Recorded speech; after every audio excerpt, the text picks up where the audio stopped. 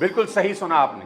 आप हैरान होंगे जानकर कि अमीर बचपन नहीं, गरीब बचपन सफलता की गारंटी होता है। आज का वीडियो खासकर उन लोगों के लिए है जो गरीबी को अभिशाप समझते हैं। इस वीडियो को लास्ट तक देखिएगा, आप मान जाएंगे कि गरीबी अभिशाप नहीं बल्कि भगवान का वरदान है। इतिहास गवाह है, ज्यादातर बड़े बड़े लेजेंड्स महलों में नहीं बल्कि गलियों, झोपड़पट्टी या छोटे घरों में ही पैदा हुए हैं। आपने सोचा है कि ऐसा क्यों होता है? चलिए आज इसका पर्दाफाश करते हैं। आप कभी गौर करना, सड़कों पर पलने वाले बच्चों का इम्यून सिस्टम इतना अच्छा होता है कि दिसंबर जनवरी की सर्दी में भी वो नंगा खेल रहा होता है और उसे कोई तकलीफ नहीं होती। और अमीरों के पैम्पर बच्चों को ब्लैंकेट में, हीटर में सर्दी लग जाती है। और यही कारण है कि गरीब बच्चे कभी आसानी से नहीं टूटते, क्योंकि उनकी जिंदगी की नींव बड़ी मजबूती से पड़ती है। अब आप कहेंगे क्या अमीर बच्चे सफल नहीं होते? बिल्कुल हो सकते हैं, लेकिन उनमें संघर्ष, मेहनत और जुनून का जज्बा कम होता है, क्योंकि उन्हें सब आसानी से पका पकाया मिल जाता है। देखो, सब कुछ होने के बाद भी सचिन तेंदुलकर अपने बेटे अर्जुन को वैसा नहीं बना सके जैसा वो चाहते थे।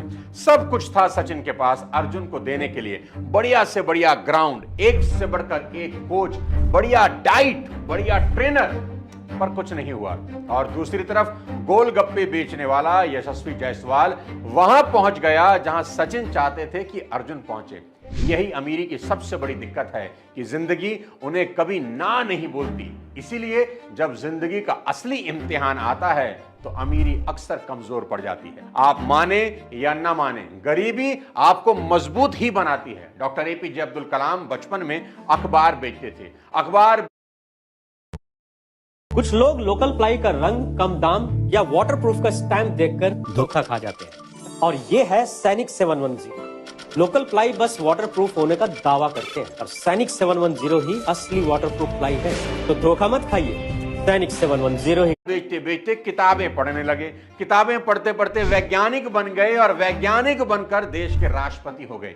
गरीबी ने उन्हें तोड़ा नहीं बल्कि मेहनत, संघर्ष और धैर्य सिखाया, और यही उन्हें महान बना गया। आज करोड़ों लोगों को हंसाने वाले कपिल शर्मा ने बचपन में अमृतसर की तंग गलियों में गुजारा किया, लेकिन गरीबी ने उन्हें हंसी मजाक का ऐसा हुनर दिया जिससे वो पूरी दुनिया को हंसा हंसा कर करोड़पति बन गए।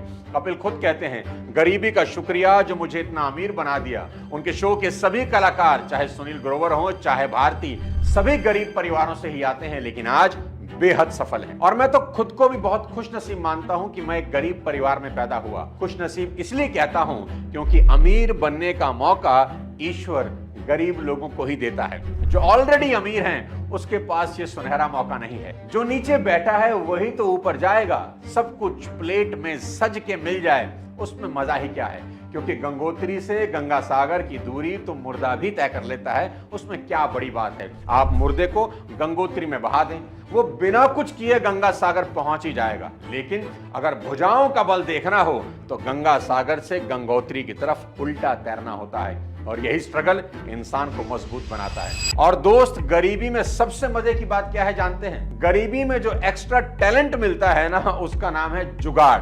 जुगाड़ पर सिर्फ गरीबों का ही कॉपीराइट है। गरीब इंसान से बड़ा जुगाड़ी आपको इस पूरी दुनिया में कहीं नहीं मिलेगा। गरीबी से निकला आदमी दुनिया में कहीं भी किसी भी हालात में जुगाड़ लगा लेता है। हमारे यहाँ टूथपेस्ट खत्म होने पर ट्यूब को बीच से आगे तक दबाने की जो स्किल है वो हम गरीबों की ही देन है। हम इतने जुगाड़ी हैं कि पहले टी शर्ट दिन में पहनते हैं, और जब वो घिस जाए, छेद हो जाए तो रात में पहनना शुरू करते हैं, और जब रात के लायक भी नहीं बचती तब भी फेंकते नहीं, होली पर काम आती है। और होली के बाद भी नहीं फेंकते, पोचा बना लेते हैं। यही है जुगाड़ की इंतहा।